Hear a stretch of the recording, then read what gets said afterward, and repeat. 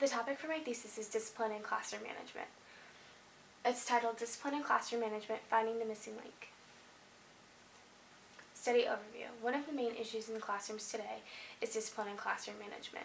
Teachers both in the past and in the present have expressed their concerns with discipline in classroom management. It's the teacher's responsibility to create a learning environment in which the students can perform to the best of their ability at all times. This means that there is limited disruptions and limited issues with classroom management. Teachers and students need to learn to coexist with one another. When this doesn't happen, there seem to be more discipline and classroom management issues.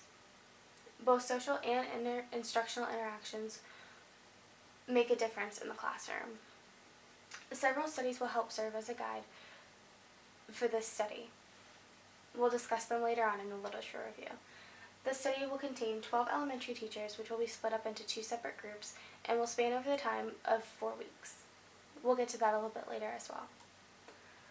Problem. The main problem that this study is involved with is discipline and classroom management.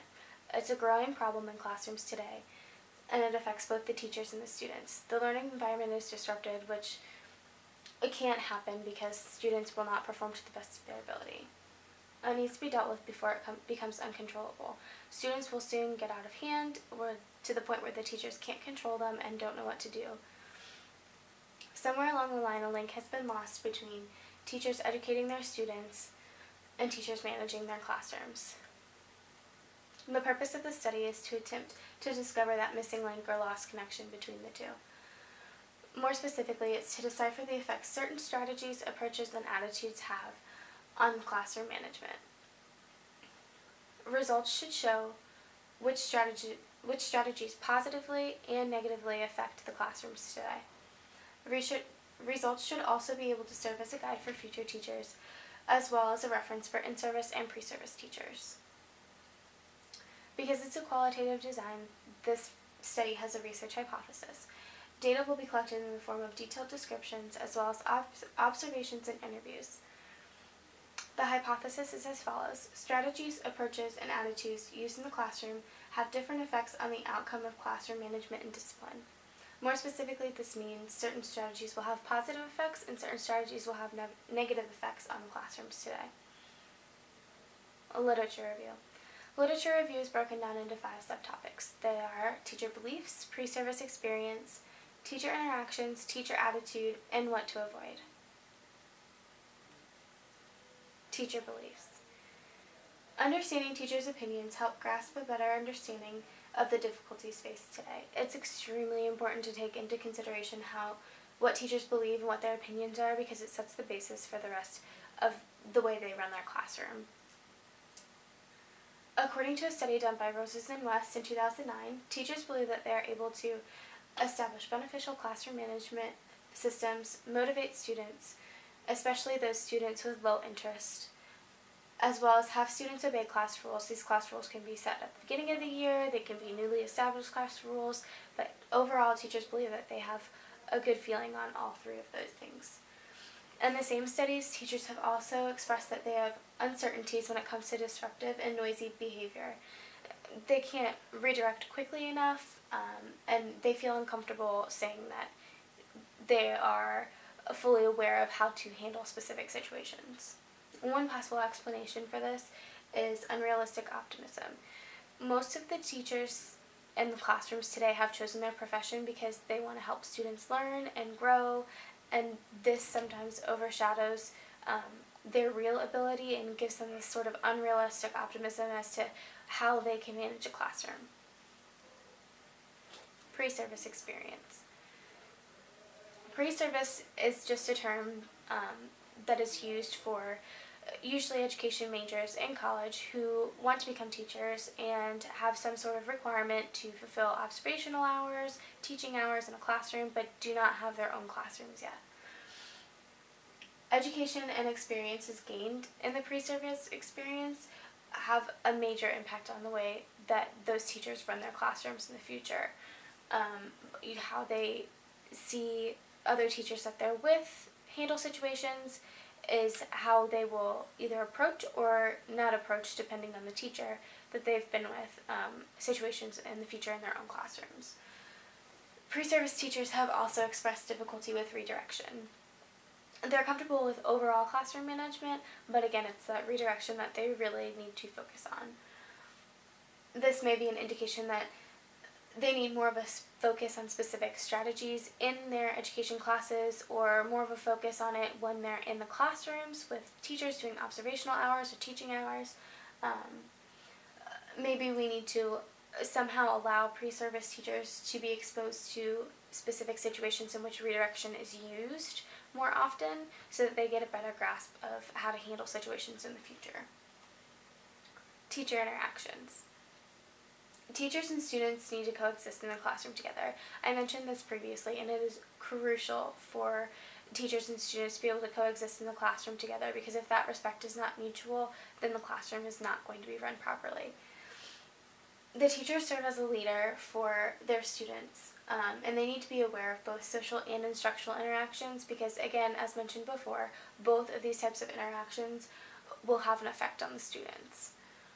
Classroom management strategies are used on a daily basis. This is something that pre-service teachers learn in their education and carry on through the rest of their teaching experience. We use classroom management strategies from the beginning of the day to the end of the day and everywhere in between. Researchers Ratcliffe, Jones, Costner, Savage, Davis, and Hunt of 2010 conducted a study, and the purpose of their study was to discover which strategies create strong learning environment with a minimum behavior issues. And this is really kind of similar to my current study. It had a lot of influence on my study, so I'm going to go a little bit more in depth on what their study found. Some of their results showed that there were strong differences between teachers that had been previously rated strongly and teachers that had been previously rated needs improvement. Now these ratings came from a mix of principals, evaluations, things like that. The strongly rated teachers showed that they interacted more often with students. They were engaging and had active classrooms. Their focus was on content and instruction, and they used frequent verbal and concrete rewards. On the other hand, the needs improvement teachers used normative control on a regular basis, meaning that they were asking students to sit or stand or read the directions or do this or do that, very normative kind of control. They also begged for cooperation. They resorted to coercion, such as threatening to call parents or taking things away, and they also used retreating behaviors when they were met with resistance. Teacher attitude. Teacher attitude is directly related to classroom management. One study from 2010 stresses that a caring behavior management program makes all the difference. When positive attitudes and positive reinforcements are used, they lead to an inviting environment where the students want to learn and respect the teacher. Teachers should be caring, joyful, encouraging to their students on a regular basis, all the time, so that the students feel welcome in their classroom. Teachers also need to be aware that they need to use appropriate body language, facial expressions, and voice inflections. This allows the students to focus on the lesson, another note to add to that is that students will pick up on all of these things, body language, facial expressions, things like that. They do pick up on them. They notice when we're in a good mood and when we're in a bad mood, even if we don't feel like we're portraying that we're in a good mood or a bad mood. They know. They can read us. They're in the classroom with us every day, all day long. So it will have an effect on them if you are a caring and joyful person in the classroom versus somebody who looks or feels like they don't want to be there that day or something along those lines. What to avoid. Another study from 2013 stresses a couple of different areas that you should avoid as a teacher when it comes to classroom management. Sometimes the teacher is the one at fault for the classroom management issues. We can't always blame it on the students. The teachers, may be doing some of these strategies listed that really they should not be doing in the classroom. The first one is calling students out. This creates a power struggle. When the teacher calls a student out in front of the rest of the classroom, that student wants to be right. They want to win the argument, so they will do whatever it takes, creating this major power struggle between the teacher and the student, as well as the teacher, the student, and the rest of the students in the classroom. Another strategy to avoid is yelling and using sarcasm. When we yell and use sarcasm, the students lose respect for us. Sometimes they may not understand the sarcasm that we're using. It will make them feel like they are not smart, or that we don't care about them, or that we're this mean, uncaring, unjoyous person, which, like I stressed before, it's important for us to make sure that we are very open and caring in our classrooms with our students. The next one is sitting or standing still. When the teacher sits or stands still, it doesn't allow them to quickly alleviate small problems in the classroom. If a teacher walks around the classroom during independent work, group work, things like that, they can catch on to these small little problems that may be occurring in a table situation, in a group setting, by a desk, by a student by themselves. Whatever the issue may be, the problem can be addressed quickly and efficiently if the teacher is up and walking around and making herself an active participant in the classroom instead of just standing or sitting still. The next one is disconnecting routines from behavior. Routines allow for less time for misbehavior. If there's routine from the time that the students step into the classroom until the time that they leave, they know exactly what they should be doing at all times, and it doesn't leave time for them to think about misbehaving or say, oh, we're not doing anything right now, so I think I'm going to go talk to so-and-so. They know that they have a set routine for every part of their day. There will be less room for them to misbehave. The last one is expecting students to sit or stand still. This is a big one because students seek attention all the time. If they're given the opportunities to talk to one another and express their opinions with one another and talk to the teacher and have open discussions and group work and things like that, they'll be less likely to misbehave and seek that attention. The theory that my study works with is B.F. Skinner's theory from 1954. His theory states that modifying the environment is the best way to modify behavior. I cannot stress how important that is. The way that teachers think and handle situations is all part of modifying the classroom environment.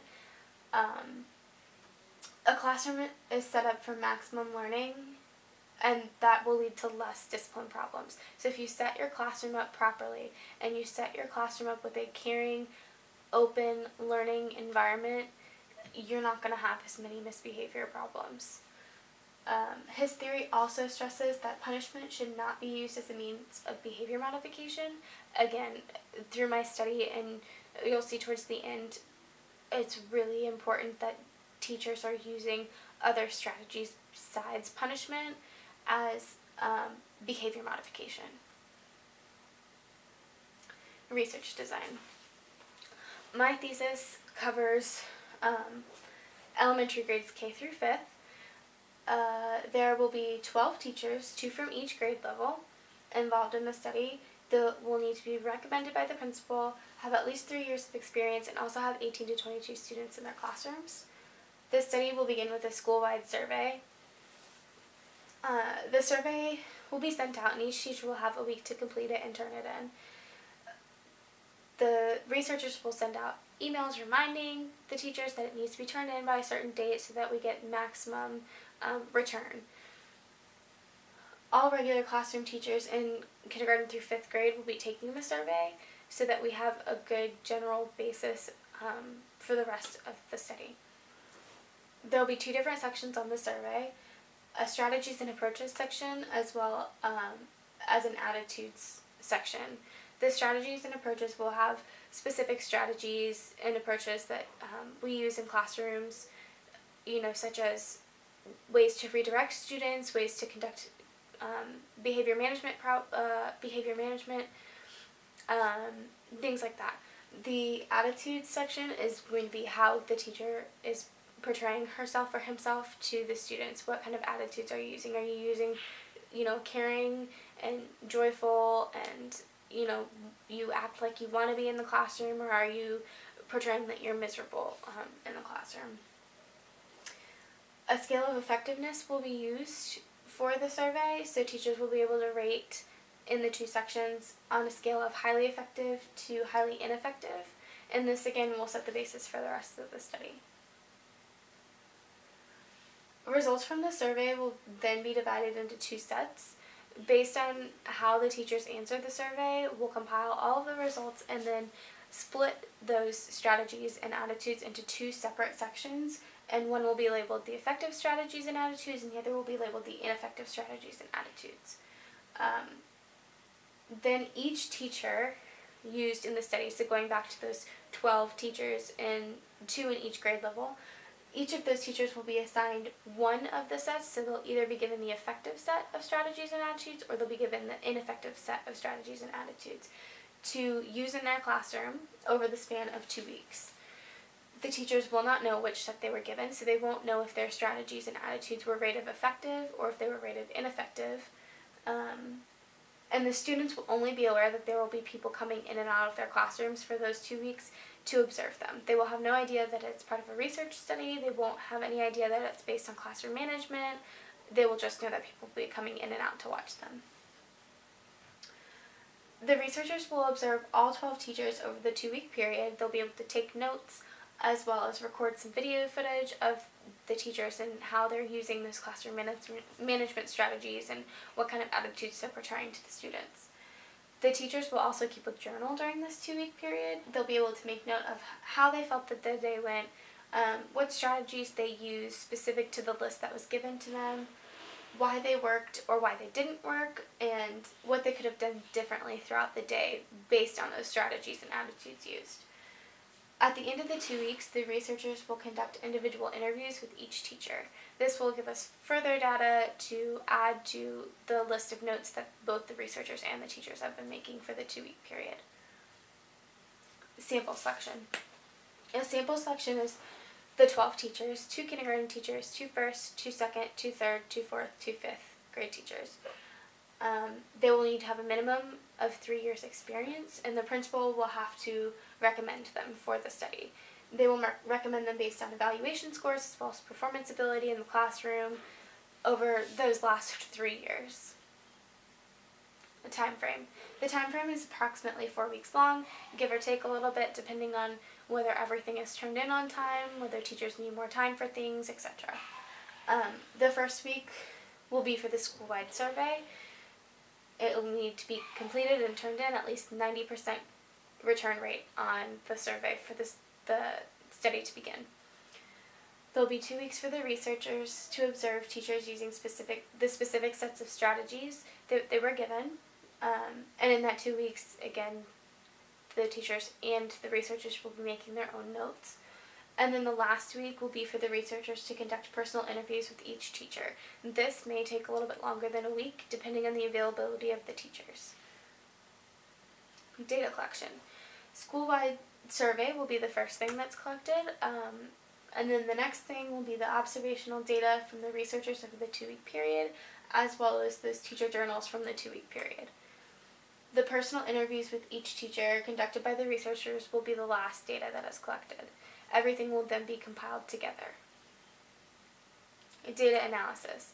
The data analysis for the study is going to be continuous, meaning that as things are coming in, the researchers will be analyzing so that they can figure out the next step moving forward. It'll start when the survey is collected at the beginning of the 4 weeks, and the researchers will begin tracking patterns and look for possible themes throughout those survey answers to compile the 2 sets of strategies and attitudes that will be used by the teachers. The researchers will be constantly observing the teachers, which will allow them to make their own notes and memos based on the trends that they're seeing in the classroom. So they'll be able to base their observations off from one day off to the next day. So it will be constantly observing, constantly making that analysis and figuring out new trends and patterns that are evolving in the study. The researchers and teachers will both be encouraged to make visual charts and diagrams in their notes. in regards to the patterns, themes, and trends that are arising. This will